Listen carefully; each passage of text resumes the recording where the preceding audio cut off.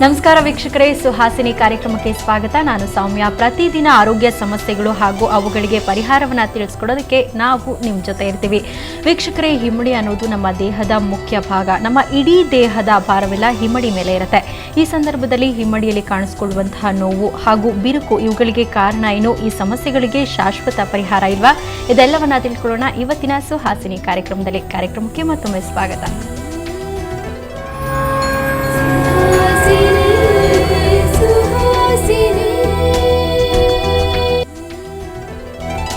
ಈ ಬಗ್ಗೆ ಮಾತಾಡೋದಕ್ಕೆ ನಮ್ಮ ಜೊತೆ ಇದ್ದಾರೆ ಹೋಮಿಯೋ ಕೇರ್ ಡಾಕ್ಟರ್ ಆದಂತಹ ಡಾಕ್ಟರ್ ಉಮರ್ ಅವರು. ಡಾಕ್ಟರ್, ಕಾರ್ಯಕ್ರಮಕ್ಕೆ ಸ್ವಾಗತ. ಹಲೋ ಡಾಕ್ಟರ್, ಪ್ರಮುಖವಾಗಿ ಈ ಹಿಮ್ಮಡಿ ನೋವು ಬರೋದಕ್ಕೆ ಏನೆಲ್ಲ ಕಾರಣಗಳಿರುತ್ತೆ? ನೋಡಿ, ಹಿಮ್ಮಡಿ ನೋವು ಶುರು ಆದರೆ ಒಂದು ಮಸ್ಕ್ಯುಲರ್ ಪೆಥಾಲಜಿ ಇರ್ಬೋದು, ಅಂದರೆ ಕಾಲು ಉಳ್ಕಿರ್ಬೋದು, ಬೇಸಿಕ್ ಆಗಿದ್ದಿರುತ್ತೆ. ಇಲ್ಲದಿದ್ದರೆ ಬೋನ್ ಪೆಥಾಲಜಿ ಇರ್ಬೋದು. ಸೊ ಇದನ್ನು ಯಾವ ಥರ ಇರುತ್ತೆ ಅದರ ಮೇಲೆ ನಾವು ಡಿಸೈಡ್ ಮಾಡ್ತಾ ಹೋಗ್ತೀರಿ. ಫಾರ್ ಎಕ್ಸಾಂಪಲ್, ಕಾಲು ಉಳ್ಕಿದೆ, ಇದು ಕಾಮನ್ ಕಾಸ್ ಆಫ್ ಹಿಮ್ಮಡಿ ನೋವು. ಏನಾಗುತ್ತೆ ಅಂದರೆ ಫುಟ್ವೇರ್, ಅಂದರೆ ಹೀಲ್ಸ್ ಹಾಕ್ಕೊಂಡಿರ್ಬೋದು, ಇಲ್ಲ ನಡೀತಾ ಬಿದ್ದೋಗಿರ್ತಾರೆ. ಸೊ ಅದರಲ್ಲಿಂದನೂ ಕಾಲು ಉಳ್ಕಿರುತ್ತೆ. ಸೊ ಇದು ಅಕ್ಯೂಟ್ ಪೇಯ್ನ್ ಶುರು ಆಗುತ್ತೆ. ಇಮಿಡಿಯೇಟ್ಲಿ ಹಿಸ್ಟ್ರಿ ಇರೋದ ನಂತರ, ಅಂದರೆ ಏನೋ ಬಿದ್ದಿದ್ದಾರೆ, ಏನೋ ಇಂಜುರಿ ಇದೆ, ಅದರ ನಂತರ ನೋವು ಶುರು ಆಯಿತು. So it is a acute thing. So it is because of the muscular pathology. ನಂತರ ನಾನು ಹೇಳ್ತಿದ್ದಂಗೆ ಬೋನ್ ಪೆಥಾಲಜಿ ಅಂತ ಹೇಳಿದೆ. ಈ ಬೋನ್ ಪೆಥಾಲಜಿಯಲ್ಲಿ ಏನಾಗುತ್ತೆ ಅಂದರೆ ಕ್ಯಾಲ್ಕೇನಿಯಂ ಸ್ಪರ್ ಅಂತ ಹೇಳ್ತೀರಿ. ಇದು ಒಂದು ಹೆಚ್ಚಾಗಿ ಕಂಡುಬರೋ ಡಿಸೀಸ್, ಹಿಮ್ಮಡಿ ನೋವು ಬರೋದು. ಇದರಲ್ಲಿ ಏನಾಗುತ್ತೆ ಅಂದರೆ ಕಾಮನ್ ಟರ್ಮಿನಾಲಜಿಯಲ್ಲಿ ಏನು ಹೇಳ್ತಾರೆ ಅಂದರೆ ಮೂಳೆ ಬೆಳೆದು ಬಿಟ್ಟಿರುತ್ತೆ ಅಂತ ಹೇಳ್ತಾರೆ. ಇದು ಕ್ಯಾಲ್ಕೇನಿಯಂ ಸ್ಪರ್ ಅಂತ ಹೇಳ್ತೀರಿ. ಸೊ ಬೇಸಿಕ್ಲಿ ಇದು 2 ಟೈಪ್ಸ್ ಇದರಿಂದ ಹೆಚ್ಚಾಗಿ ಹಿಮ್ಮಡಿ ನೋವು ಕಂಡುಬರುತ್ತೆ ನಮಗೆ. ಓಕೆ ಡಾಕ್ಟರ್, ನೀವು ಹೇಳಿದ್ರಿ ಈಗ ಯಾವ ಥರ ಬರುತ್ತೆ ಅಂತ. ಈಗ ಹೆಚ್ಚಾಗಿ ಮಹಿಳೆಯರಲ್ಲೇ ಕಾಣಿಸ್ಕೊಳ್ಳುತ್ತೆ ಈ ಒಂದು ಪ್ರಾಬ್ಲಮ್ ಅಂತ ಹೇಳ್ತೀವಿ. ಯಾವ ವಯಸ್ಸಿನವರಲ್ಲಿ ಈ ಪ್ರಾಬ್ಲಮ್ ಹೆಚ್ಚಾಗಿ ಕಂಡು ಬರುತ್ತೆ?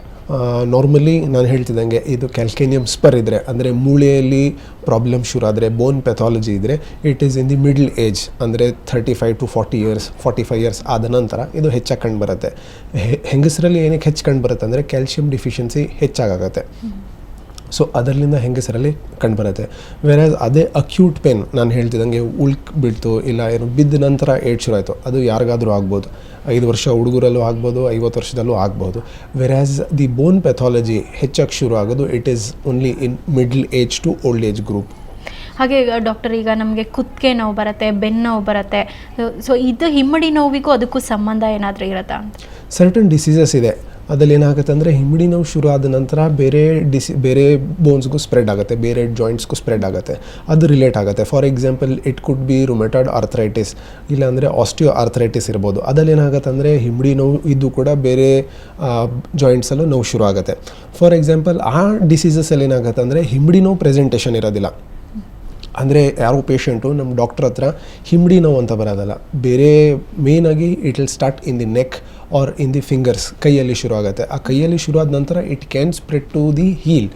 ವೆರಾಸ್ ಹಿಮ್ಮಡಿ ನೋವು ಇದ್ಕೊಂಡು ಬೇರೆ ಕತ್ತಿಗೆ ಬರೋದು ಇಟ್ ಈಸ್ ರಿಲೇಟಿವ್ಲಿ ಲೆಸ್. ಏನಕ್ಕೆ ಅದು second stage, third stage of ಡಿಸೀಸಲ್ಲಿ ಆ ಥರ ಆಗೋದು. ಈಗ ಫಾರ್ ಎಕ್ಸಾಂಪಲ್ ನಾನು ಹೇಳ್ತಿದ್ದೆ ಆಸ್ಟಿಯೋ ಆರ್ಥರೈಟಿಸ್ ಅಂತ ಹೇಳಿದೆ. ಅದೇನಾಗುತ್ತೆ ಅಂದರೆ ಪ್ರೆಸೆಂಟೇಷನ್ ಮಂಡಿ ನೋವು ಇರುತ್ತೆ ಹೆಚ್ಚಾಗಿ. ಸೊ ಮಂಡಿ ನೋವು ಆಗ್ತಾ ಏನಾಗುತ್ತೆ ಅಂದರೆ ಅದು ಹಿಮ್ಮಡಿಗೆ ಸ್ಪ್ರೆಡ್ ಆಗುತ್ತೆ. ಸೊ ಆ ಟೈಮಿಗೆ ಬಂದಾಗ ಡಾಕ್ಟರ್ಸ್ ಹತ್ರ patient it will be with the knee pain and heel pain.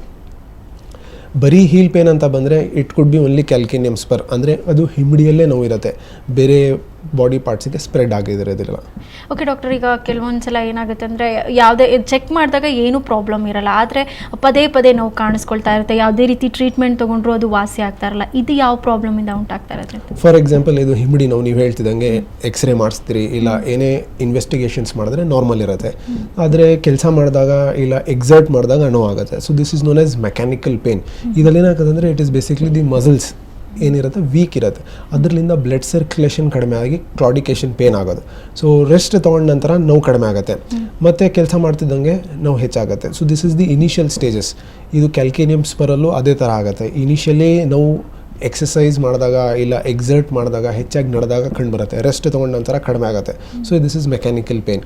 ಇನ್ನೊಂದು ಇದೇ ಥರದಲ್ಲಿ ಶೂಸ್ ಹಾಕ್ಕೊಳೋದು, improper fitting shoes or high heeled ಹಾಕ್ಕೊಳೋದು, ಇದರಿಂದ ಹಾಕ್ಕೊಂಡು ಓಡಾಡ್ತಿರುವಾಗ ನೋವಿರುತ್ತೆ, ನಂತರ ರೆಸ್ಟ್ ತೊಗೊಂಡ್ರೆ ಕಡಿಮೆ ಆಗುತ್ತೆ. ಸೊ ಇದು ಇನಿಷಿಯಲ್ ಸ್ಟೇಜ್. ಇದನ್ನು ಹಿಂಗೆ ಬಿಟ್ಟು ಹೋದ ನಂತರ ಓವರ್ ಪೀರಿಯಡ್ ಆಫ್ ಟೈಮ್, ಒಬ್ಬರಿಗೆ ಅದು 6 ತಿಂಗಳಿರ್ಬೋದು, ಒಬ್ಬರಿಗೆ 1 ವರ್ಷ 2 ವರ್ಷ ಇರ್ಬೋದು. ಬಾಡಿ ವೆಯ್ಟ್ ಮೇಲೂ ಡಿಪೆಂಡ್ ಆಗುತ್ತೆ. ಬಾಡಿ ವೆಯ್ಟ್ ಹೆಚ್ಚಾಗಿದ್ದ ನಂತರ ಈ ಥರ ನಾವು ಫಾರ್ ಅ ಶಾರ್ಟ್ ಪೀರಿಯಡ್ ಇರುತ್ತೆ, ನಂತರ ಡಿಸೀಸ್ ಶುರು ಆಗಿಬಿಡುತ್ತೆ. ಆಗ ಎಕ್ಸ್ರೇ ಮಾಡಿದಾಗೆಲ್ಲ ಅದಲ್ಲಿ ಕಾಸಸ್ ಎವಿಡೆಂಟ್ ಕಾಣುತ್ತೆ. ಸೊ ಬಾಡಿ ವೆಯ್ಟ್ ಕಡಿಮೆ ಇದ್ದರೆ it can prolong to a long period of time.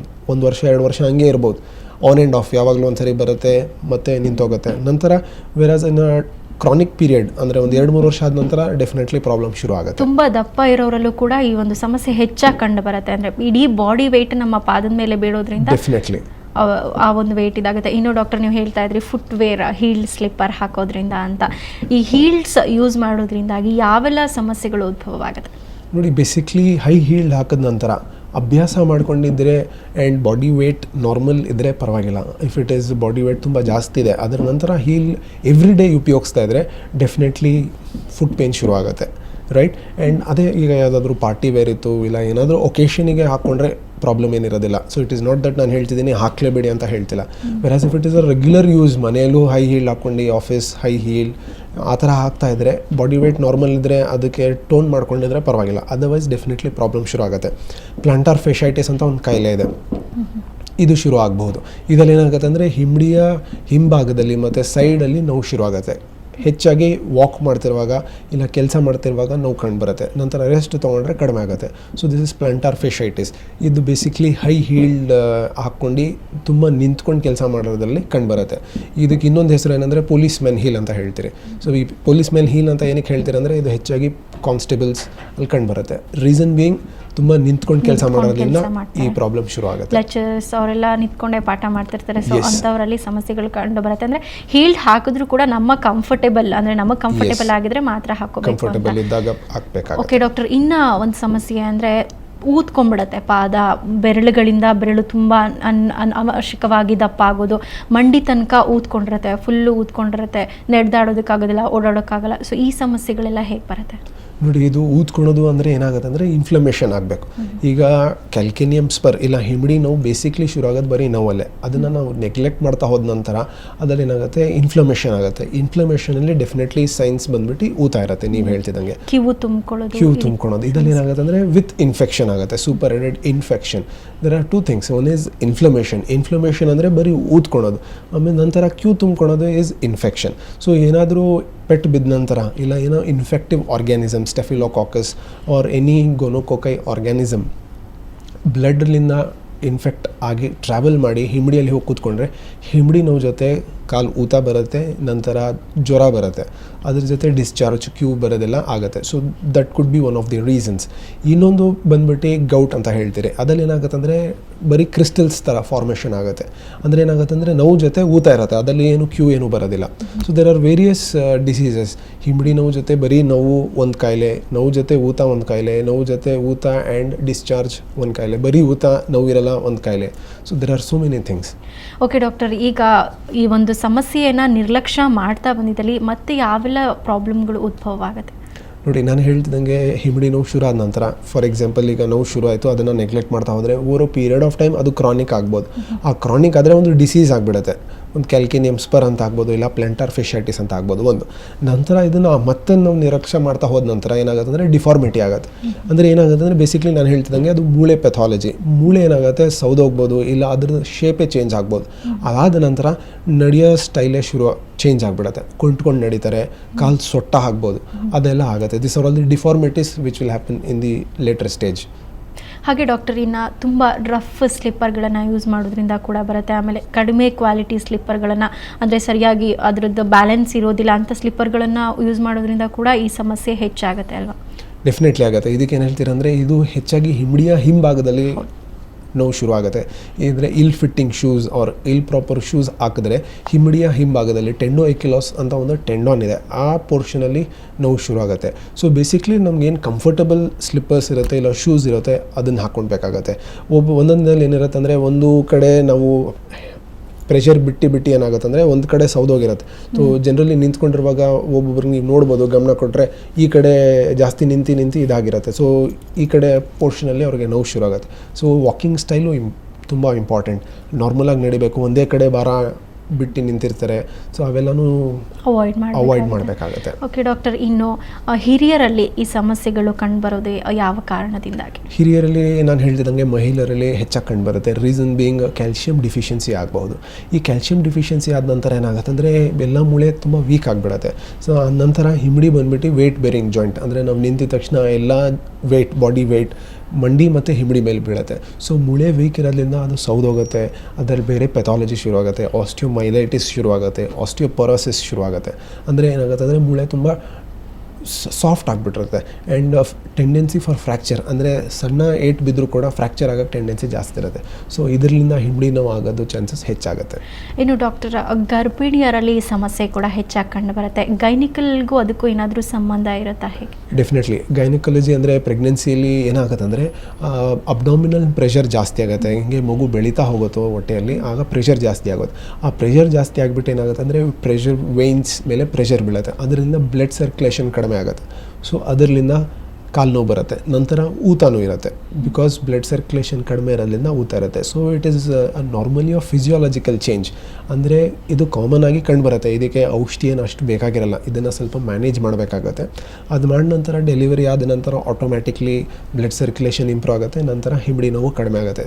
This is physiological, ಅಂದರೆ ಇದು ಕಾಯಿಲೆ ಇಲ್ಲ, ಸಹಜವಾಗಿ ಆಗುತ್ತೆ. ಸೊ ಇದಕ್ಕೆ ಆ ಟೈಮಲ್ಲಿ ಈ ಮೆಡಿಸಿನ್ಸ್ ಭಯ ಪಡುವಂಥ ಅವಶ್ಯಕತೆ ಏನಿಲ್ಲ, ಮೆಡಿಸಿನ್ಸ್ ತಗೊಂಡ್ರೆ ಕ್ಯೂರ್ ಆಗುತ್ತೆ ಅಂತ. ಡೆಫಿನೆಟ್ಲಿ. ಇನ್ನು ಡಾಕ್ಟರ್, ಬಿರುಕು ಬಿಟ್ಕೊಳ್ಳುತ್ತೆ ಕಾಲಲ್ಲಿ, ಬ್ಲಡ್ ಬರುತ್ತೆ, ನೋವು ಬರುತ್ತೆ. ಈ ಬಿರುಕು ಉಂಟಾಗೋದಕ್ಕೆ ಏನು ಕಾರಣ? ಹೆಚ್ಚಾಗಿ ಚಳಿಗಾಲದಲ್ಲಿ ಈ ಸಮಸ್ಯೆ ಕಂಡು ಬರುತ್ತೆ. ಇದಕ್ಕೆ ಏನು ಕಾರಣ? ಬೇಸಿಕ್ಲಿ ಇದು ಡ್ರೈನೆಸ್ ಆಫ್ ಸ್ಕಿನ್, ಕ್ರ್ಯಾಕ್ಸ್ ಬೀಳೋದು, ನಂತರ ಬ್ಲೀಡಿಂಗ್ ಆಗೋದು. ಸೊ ಇದರಲ್ಲಿ ಏನಾಗುತ್ತೆ ಅಂದರೆ the pathology will revolve around the skin, ಚರ್ಮದ ಮೇಲೆ. ಸೊ ಹೆಚ್ಚಾಗಿ ಈ ವಿಂಟರ್ ಸೀಸನಲ್ಲಿ ನಮ್ಮ ಬಾಡಿ ಮಾಯಿಶ್ಚರೈಸರ್ ಕಂಟೆಂಟ್ ಕಡಿಮೆ ಆಗುತ್ತೆ. ಸೊ ಇದರಿಂದ ಕ್ರ್ಯಾಕ್ಸ್ ಆಗುತ್ತೆ. ಅದರ ಜೊತೆ ಇಂಪ್ರಾಪರ್ ಶೂಸ್ ಹಾಕಿರ್ಬೋದು, ಇಲ್ಲ ವಿತೌಟ್ ಫುಟ್ವೇರ್ ನಡೀತಾ ಇರ್ಬೋದು, ಸಿಮೆಂಟಲ್ಲಿ ಕೆಲಸ ಮಾಡ್ತಿರ್ಬೋದು, ಧೂಳಲ್ಲಿ ಕೆಲಸ ಮಾಡ್ತಿರ್ಬೋದು. ಇದೆಲ್ಲ ಅದನ್ನು ಆಗ್ರಿವೇಟ್ ಮಾಡುತ್ತೆ, ಅಂದರೆ ಜಾಸ್ತಿ ಮಾಡುತ್ತೆ. ಅದರಿಂದ ಅದು ಕ್ರ್ಯಾಕ್ಸ್ ಆಗಿ ಬ್ಲೀಡಿಂಗ್ ಆಗೋಕ್ಕೆ ಚಾನ್ಸಸ್ ಜಾಸ್ತಿ ಇರುತ್ತೆ. ಓಕೆ ಡಾಕ್ಟರ್, ವೀಕ್ಷಕರೇ ತಿಳ್ಕೊಳ್ತಾ ಇದ್ದೀರಾ ಹಿಮ್ಮಡಿ ನೋವು ಹೇಗೆ ಬರುತ್ತೆ, ಈ ಸಮಸ್ಯೆಗಳಿಗೆ ಯಾವ ರೀತಿ ಪರಿಹಾರವನ್ನು ತಿಳ್ಕೊಳ್ಬಹುದು ಅಂತ. ಈ ಬಗ್ಗೆ ಮತ್ತಷ್ಟು ಮಾಹಿತಿಯನ್ನು ಪಡೆಯೋಣ. ಅದಕ್ಕೂ ಮುಂಚೆ ಸುಹಾಸಿನಿಯಲ್ಲಿ ಒಂದು ಚಿಕ್ಕ ವಿರಾಮ.